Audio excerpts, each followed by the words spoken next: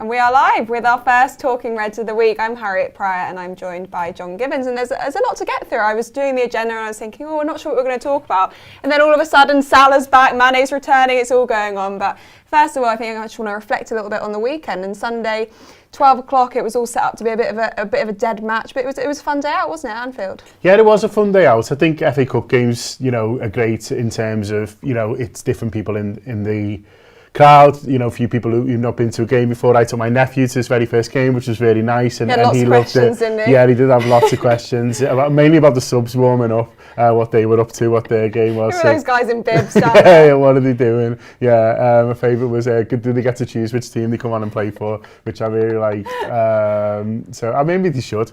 Maybe they should get to be able to. But luckily, we got our first pick of the subs because I thought Diaz and Elliott, when they came on, both of them exceptional. Harvey Elliott, scoring the goal, and Diaz really excited us as well. So that gave everyone a big lift. And then everyone came out, as you say, for the 12 o'clock kickoff on a Sunday against the Championship team, really buzzing because, these especially those two, the impact they made, but a few other performances as well, a lot to be positive about. And yeah, in the next round. Yeah, we're due a bit of a run in the FA Cup now, I feel, but Harvey Elliott, what a moment for him coming on after so long out and suffering from an horrible injury, and he's come back earlier than we all expected, which is obviously great news. And then he scores that goal in front of the Kop, and I love the moment. I'm not sure if you've seen it when Andy Robertson literally pushes him back to the Kop to go and celebrate and go and enjoy the moment. But for those young players taking those opportunities and coming in, it felt really instinctive for him. He didn't think about that shot too much. He just took it and it ended up in the back of the net. And what a moment for him scoring his first Liverpool goal. Yeah, it's perfect, isn't it? It's a perfect moment in terms of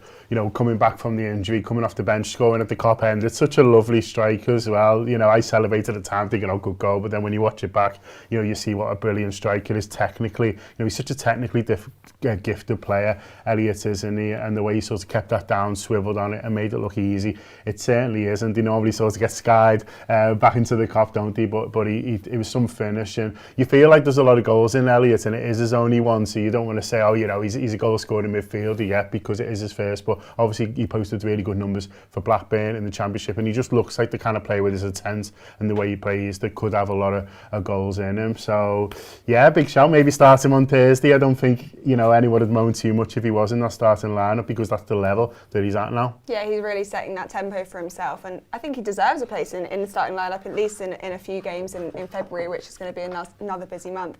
We also saw a double sub with Diaz coming on alongside Elliott. It was such a great moment, wasn't it? And it felt like it really lifted the crowd in the stadium, but it also just it was a great moment for him coming on and getting a taste of the English weather and everything that came with it. And then we saw those moments from him that were already so great, and that assist that he got and bringing the ball and keeping it in off the back line. I just loved it. I love him already. I'm sold. I just want him to start every game, which is probably unrealistic, but definitely got a player in there, haven't we? Yeah, it's funny you mentioned the English weather, because as Nicky Cornish pointed out on the post-match show straight after, every time we've gone to Porto, it's absolutely lashed down. So really? I think so he might be used to the rain. Yeah, it's funny. Don't be sold though. Portugal, all sunshine. Anyone who's been to Porto will know it'll lash down at a moment's notice, and it was like that on Sunday, heavy. But he fitted straight in, didn't he? And that's a sort of testament to him, and his obvious intelligence and a lovely bit of skill for the goal that he set up. But also I think we'll be delighted that he's pressing that high up as well straight away. He's looking to win the ball back. He's it looked like one that was either going to put out for a throw in or whatever. The defender was just going to deal with it, and Diaz panics him, wins the ball back, and then has the mind to get it across, and Minamino pouncers on it and does really well, to be fair as well. Another goal from Minamino. I know, more than Messi this season now. We love that style. We're going to be saying that in every show this week, aren't we? I think as well for Diaz coming in, he needs to take the opportunities and make an impression when he gets the chance, because obviously Mane's coming back now from AFCON. He's going to be celebrating, I think, for a few more days. We won't see him on Thursday against Leicester. Klopp's confirmed that now. But do you see Diaz getting more and more opportunities and maybe starting games over the next month, or do you think there's going to be a bit of a period of bedding in until he feels like he's ready and up for the physicality of playing in the Premier League? Yeah, I think we're in a position now with a few of them, not just Diaz, but also with Harvey Elliott, who's coming back from injury, with Salah and Mane coming back with that from AFCON, and a couple of others who've had sort of little niggles, obviously Thiago back, that we're just able to take our time with them really and just pick and choose who comes back in and when, and there's a lot of games and a lot of big games, as you've alluded to there, and we've got a big old squad now, and it's looking like, you know, everyone is there or thereabouts, really. Not many injuries, you know, at the moment. Everyone coming back at exactly the right time. So I think it allows the manager to manage them as individuals, but also as squads, and pick, you know, for Diaz, who was your example, okay, well, what's best for him? You know, is it maybe get to start at home on Thursday, and then we take him out for Burnley and give him a rest, and because maybe, you know, Mo Salah will be on the bench for Thursday, but then he'll come back in on Mo Salah's Sunday. not going to be wanting to sit on any benches, is But he might have to on this one. He might have to on this one. But imagine bringing Mo Salah on 70. Well, like, yeah, you know, and imagine being a Leicester defender, having been run ragged, you know, all game, and you know, you're breathing heavily, and it's been tougher. Then suddenly Mo Salah, you know, comes on for the last 20 minutes or so. It's not a bad option. So he might sort of go for that. So the manager's got options. He's got really good options, and he's able to, you know, he doesn't have to rush anyone. He doesn't have to overplay anyone. He can take his time with some of these lads and make sure that the pair, and, you know, I'm talking about the business end of the season, but really, you know, March, April, May is where we want to be really flying, and I'm confident that we can be. Yeah, I think we say it with a bit of trepidation now as Liverpool fans when we talk about squad depth and all our players being fit and well and in the contention for all of the games. But that's the position that we currently find ourselves in, especially with players like Thiago coming back, Elliott coming back, and you look at that front line now, and especially in midfield, the depth that we have. And that was on, you know, on Sunday we had players out with COVID that we thought were going to start. Oxlade-Chamberlain was out, Gomez was out. It's confirmed today that they're both back in training, which is great news. It's difficult to pick a best side at the moment, isn't it? Because there's just so many good players, and we're going to end up in a position where some of them are actually getting left out of the squad because we've got so many great players that can't all fit. Yeah, I mean, that's the thing. We're talking about who's going to start, but there's so many places on the bench as well. So if everyone is fit, there's going to be some good players who can't even get on there, and that's where it gets interesting. You know, when you start talking about, you know, the summer and things like that, there's a few players whose contracts out, not necessarily in the summer, though. In Origi's case, I think it is, but after that sort of next summer, and, you know, suddenly they're not even getting on benches. They're thinking, well, what is my future, and maybe I should be looking away. But it's a nice problem to have, isn't it? You know, after last season where it was, I don't know, nearly ended up me and you playing centre half, didn't it? Then to have these, you know, fantastic footballers who can't even get on the bench for us, you know, I'd take that over where we were this time last year. Definitely a good problem to have. Salah's back in Liverpool. He's Klopp's done a bit of an interview today on Liverpool's website, and he said, Mo is back now. I've spoken already to him. He's very disappointed, of course, but looking forward to all things coming up here now. I spoke to him, and pretty much the first thing Mo told me was, I'm ready. So he's saying he wants to play on Thursday. He's in contention. He's straight back in training.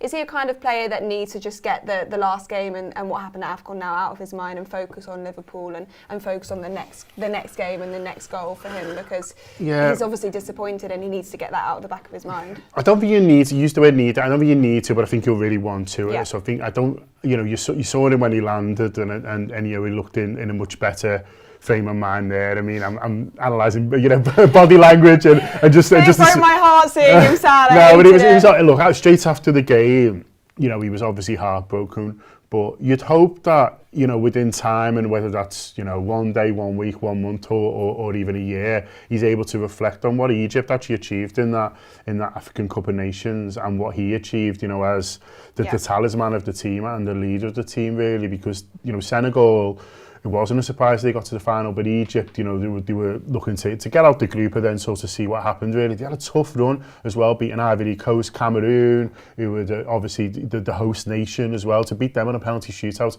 in front of their own fans is so tough. So you'd hope not just from Mo, but all that Egypt team are able to reflect on it and go, do you know what? No one gave us much chance of even getting to the final, so we've done brilliantly. But I think he's the kind of person who wants to come back and wants to, you know, it'll make him even more determined, is what I'm saying. It'll make him even more sort of keen, if you like, to make this a winning season for him, you know, on the pitch and for Liverpool. And so, you know, I wrote something for the BBC today, and you know, we were both talking about it before, funny enough, when you're watching it, thinking like, oh, you know, this is horrible. But I think, because they couldn't both win, I think we probably got the best case scenario from a Liverpool point of view, which is Sadio Mane coming back rejuvenated, being a national hero, you know, having that fantastic moment and coming back ready to go. And then a hungry Mo and a slightly wounded Mo is no bad thing as well. And, you know, I put in the BBC thing, you know, a Champions League final 1 year, he goes off, injured and he's in tears and it's a horrific moment for him. And then next year in the final, he scored after 4 minutes, hasn't he? So so watch out, Leicester. A lot of comments here about Salah. Elite mindset and mentality. An angry Salah could only mean goals for us. Can't wait to have him back. Obviously, we hope that's the case. I am worried though that he has played a lot of football. He had 4 matches all go to extra time in 12 days. So from a physical perspective, we know that Salah is at the peak of his physicality, and we know all of those things and how hard he works and how hard he trains, but does he just maybe need a bit of a rest now? Well, that's why I'd be shocked, Harriet, if he starts both of these 2 games coming up. So we've got Thursday, Sunday. So I think they'll look to manage it. Whether they say, okay, well, you start on Thursday, we know you're ready to go, but you're not starting at Burnley, or the other way around. I'll be shocked if he starts both, especially with next week is Inter Milan. That's a real big one. He'll want to play in that. He'll want to play in the Champions League. Look, we want him in that Champions League, don't we? That doesn't feel like one, really for the Diaz who's just come in, really, or a big shout for someone like a Minamino or things like that. He'll want as strong as possible in that Inter Milan away game. So I'd expect him to be held back in one of these games. Obviously, the Leicester one makes a little bit more sense to me, and then maybe Mane back on the bench for Sunday. But who knows, if he is absolutely raring to go and Jurgen doesn't feel like he can stop him, then he might start Thursday and then be on the bench Sunday. But I'd be shocked if he starts both. Yeah, Leah said if he's fit enough, play him. We need our main attackers back on the field ASAP. We're going to have to wait a little bit longer for Mane to come back. He's just enjoying his celebrations, isn't he? I love the photo of him cuddling the trophy in bed. I think this obviously means so much to him. He's come out and said this is the best day of his life, the biggest trophy he's won so far.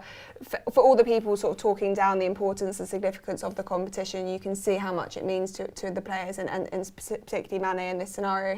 He's absolutely delighted, and we're all delighted for him, aren't we? Yeah, he is. He is made up, and you can see what it means to the country. And look, he spoke afterwards and said, it was the biggest trophy he's ever won. And I think a few Liverpool fans were like, took umbrage by that a little bit. But he's being honest, and I'm fine with that. And I think rather than, take that as something that's talking down his achievements at Liverpool, I think it just really reinforces what this tournament and what this trophy means to the people of Senegal, and obviously what his country means to him. I hadn't realised until the final that it was the first time they'd won it. I just assumed, because obviously they're such a powerhouse, that they'd won it before, but it's the first one they've actually managed to win. So I'm sure it's become an obsession there, just like the league title was with us for 30 years, and Sadio to be the person, who spearheads it, who gets that winning penalty, who gets that moment, who gets to sleep with the trophy. Like, I doubt even there was much of an argument. Do you know what I mean? I mean, Koulibaly's a big fella, so I wouldn't necessarily want to go up against him in any sort of round. But I can't imagine, when Sadio says he's taking the trophy to bed, he's taking the trophy to bed.